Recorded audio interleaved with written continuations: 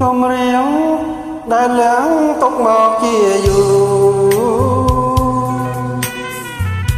ពេលនឹងស្រែកធ្ងោត្រហទួញយំ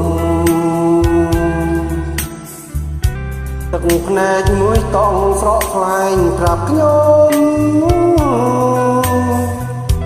ថាខ្ញុំជាតិនេះមានកម្មស្នេហាមិនគួរផ្លាស់ចិត្តផ្លាស់ប្រណី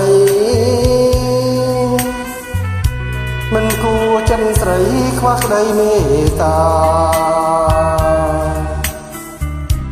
ចិនលោភចិត្តហ៊ានដូចមានសង្សារនេះឬដែលថាស្នេហាភាំងក្តីនឹកឡើងហួចិត្តគួរគិតមិនដល់ថាចិត្តនេះមូលស្រាលជាងសំឡេងវិចារាហងហាដូចសាន់បាសីបានថ្មីចោលចាំងខ្លាំងតាមតែចិត្ត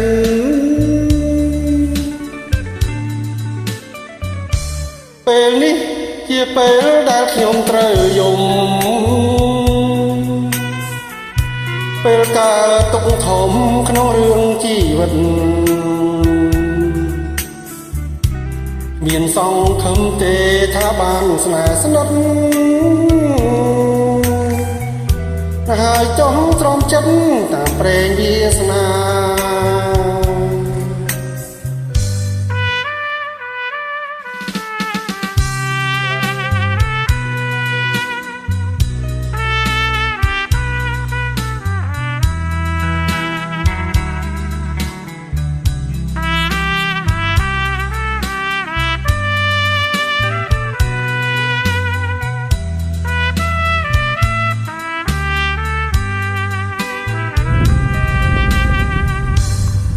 នឹក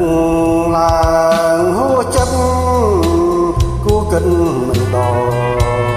ថាចិត្តនេះមូលស្រាលជាងសំឡីវិចារាហងហើដោយសាន់បាសីបានថ្មីចោលចាំងខ្លាំងតាមតែចិត្ត